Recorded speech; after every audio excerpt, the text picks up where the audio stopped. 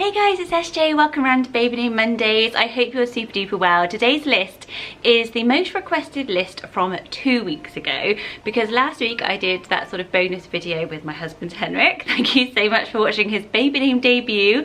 It was quite funny actually. He did a really good job. He's not a natural YouTuber. Luckily he hasn't asked me to write an Excel spreadsheet for him in return. But today's video is such a good one. I've been doing so much research because the most liked request was this one on screen, and it was for ancient Roman baby names. So I love historic names. I've done like Anglo-Saxon names before, and I will link below all my previous ones. Lots of historic name lists here on my channel, because if you are new, you just discovered us through the ancient Rome. I'm SJ. I do new baby name videos every Monday here on YouTube, so don't forget to hit subscribe. So you can join in our community and just have fun with names every single week. So I've looked back through ancient Roman naming culture because I just sort of got really interested in it, and there's so much fascinating things. They almost invented the way that so many kind of name strands work these days, and so many of the names are still around. So I have to grab my laptop to read out this bit, because I can't remember it all off the top of my head. So the Roman naming culture was called tria nomina, and so they invented this way of naming people where they had 3 names, which is quite similar to how it works these days, but it works really differently. So they had the praenomen, which was their personal name, which is the same as it is today. Then they had their nomen, which came in the middle, and that was their clan name, so kind of like a surname, so it worked to group you to your family group. But then they also had something special, which was a cognomen. I'm not pronouncing this right, I'm sure, which was basically a given name to some people. It was quite an upper class thing to start off with, and it would describe your character trait, or it was bestowed on you for a heroic achievement. So that's often why names have these meanings of strength, warrior, victor, things like that. So it's super interesting, and it also explains why some names have terrible meanings, because sometimes people would give you this cognomen that was a bit insulting. So we'll look at some examples of that as well. So when a baby was born in ancient Roman times, the parents would have about 8 to 9 days before they named the baby, but it wasn't so much as we traditionally do it now. Oh, that ice cream man. He's been parking on the end of my road during lockdown. He knows I've got 3 kids. Can you hear him? He'll sit there, right. So it wasn't for the reasons that we normally have, or might be why there was this length of time now that we wait to name a baby. For them, during that time, they would check the baby for any abnormalities and for its kind of survival potential. And sometimes the parents, if they were upper class family in Roman times and they didn't want the baby, I don't know what happened to the baby, but it didn't get named and the ceremony never happened.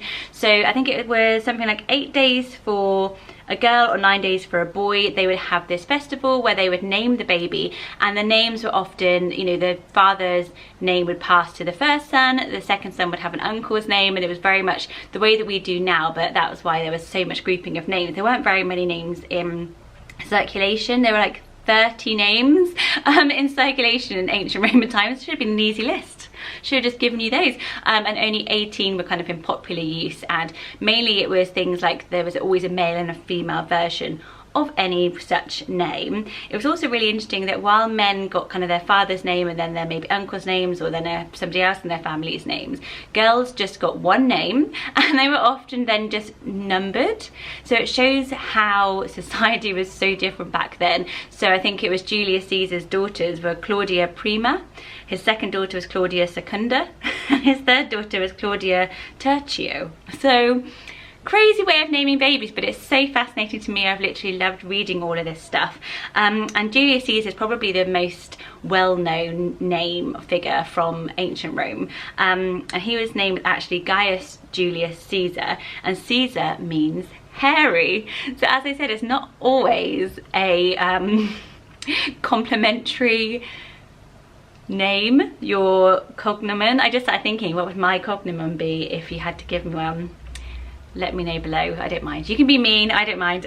Going on to the names, many of them are still in use. So names like Marcus was a really popular praenomen back in ancient Roman times and still exists a lot today.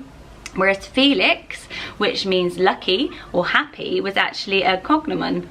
So it would have been given to you or bestowed on you if you had that characteristic. So it's really interesting to see that. So what I've done is kind of gone through, I've got some boy names and girl names. Most of them are really rare and unranked, but I'm always making sure that you could use them, that they're not like kind of totally bizarre. So let's go through my list. So of course, starting off, we're in Rome. Rome was named after Romulus and Remus, the twins, when they took over the city. So Roman is actually a really popular boy name at the moment. It's at number 570, no, it's higher than that. Roman has gone up 30 places in 2 years to number 62. So I think in a couple of months they're bringing out the next name list. I think it's going to be even higher. I'd be amazed if it isn't in our top 50 now, the name Roman, and it's one I really like. But then I started to think, actually, do you know, I actually really love the name Rome just by itself. Very simple.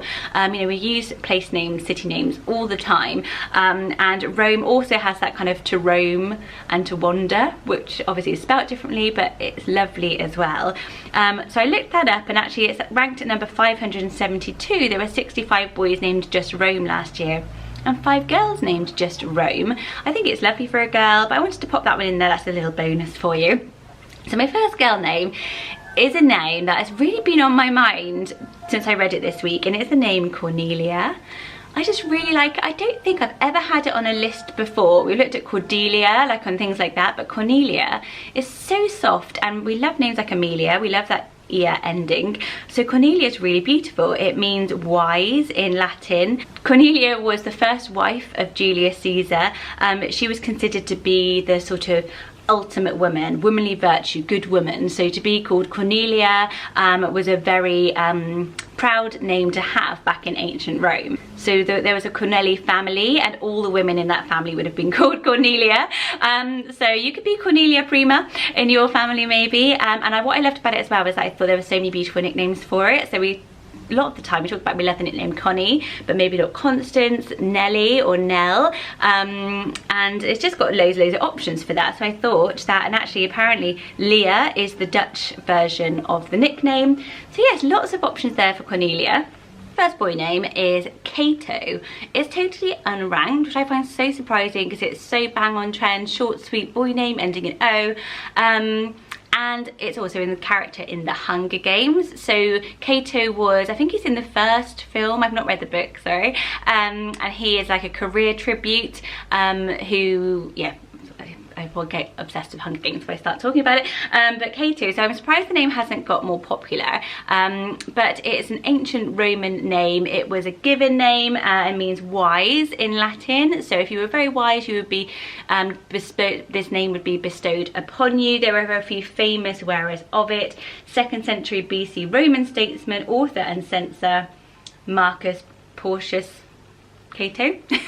Because considering it's a totally unranked name, unlike Roman, which is right at the top, Cato is just as trendy, I think, or it could be a nice brother for a Roman, or an Oliver and Cato, with a great meaning wise. Next girl name is Valeria.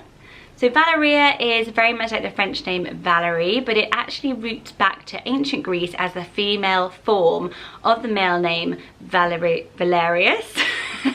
Can't get my words out today, which was who was a Roman saint and martyr, and then Valeria became the female version of it, and I really like it. Again, it's got the same ending as Cornelia with the ear, but it's very different. It's very glamorous. I really like it. It did have a bit of conversations on forums about, a lot of people thought it was Valeria, like malaria, and weren't too sure on it, but you have to say it the Valeria. So it could be a little bit contentious in that way, but what do you think of it, Valeria? I think it's really glamorous and absolutely beautiful. So from an unranked boy name to a really well-known name, Magnus. So Magnus is so popularly used over in Sweden, and it's used around the world. Here in the UK, it's actually ranked at number 414, and it's on a massive upward spike. It's quite a divisive name, I think. What do you think? Do you like Magnus or do you not like it? For me, it's always been one of those names that I'm just like, can't decide on. And I know you always want to know if I love or hate a name, but this one to me has always been quite a firm name that I'm not as in love with as some of them more, because I'm probably more of a softer namer. But Magnus is really, really growing, and I think that's because it's got so many great nicknames I wanted to share as well, because it's got Gus, it's got Mac, it's got Mags. So there were lots of mums saying, I've got a Magnus, and I call him Mags, which I thought was really, really lovely. He's quite a famous person back in ancient Rome, Maximus Augustus, who was known as Magnus Maximus. Maximus is obviously another name that could have been on this list, but I thought as I was mentioning it here, I won't put it as a separate. I think that Magnus is a really, really trendy choice actually. I think it's quite hipster, it's going up in the charts, so maybe get in there quick with Magnus. This is my favourite one on the list, and it's a girl's name, and it is the name Elia. Elia, so like Delia without the D, and it's got an A at the beginning which is pronounced E, making it complicated, but it's a totally unranked name until last year when there were suddenly 4 baby girls named Elia. So tell me, is it on a Netflix show or something that I've not watched? Elia.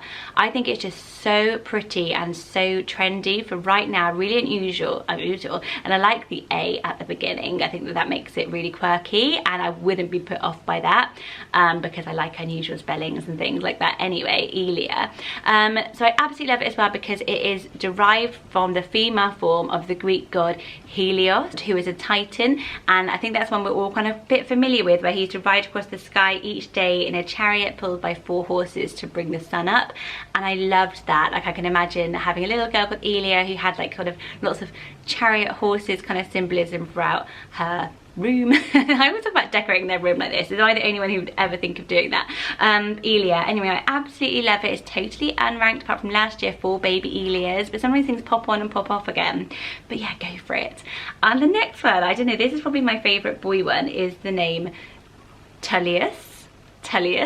So bear with me on this because I was reading so many boy names, and one that I quite liked was Cicero. But then I came across, there was the really, really famous Roman statesman, lawyer, academic, and I thought maybe Telus actually is more wearable than Cicero. Let me know what you think below. Obviously Marcus is used all the time. Cicero, he was mainly known just as Cicero, so I really recognise and find it easy to say because maybe I studied Cicero because I studied philosophy at uni, but I sort of automatically knew how to say that. Telus is a little bit more unusual, so for those of you who are after a really rare ancient Greek name while you're watching this video, that's the title. Telus I really liked, and I think it's got that Julius thing about it, so you kind of get the ancient Greek link. But I loved the nickname Tully as well. I think that's such a lovely nickname. So I don't know, I thought I'd put Telus, but you've also got the option of Marco or Cicero. So let me know what you think. So Cicero was really well known. He basically was against Caesar and proposed a whole new way of running society, which was kind of giving everyone a role and a place in society rather than these massive differences. You know, there's so much slavery back then, and these huge haves and those huge people who had nothing. So he kind of tried to rewrite a modern government and a modern kind of society. So he's quite an interesting person to name somebody after if that story resonates with you. For girls, how about the name Aquila? Aquila. I love the Q. Quinn has been a really popular girl name recently. Quill is a great one for you Harry Potter fans. Aquila. I think it's so beautiful, and it means eagle. But it's, I think traditionally it may have been a boy name, but now it's on lists as a feminine name. It does sound more feminine, doesn't it?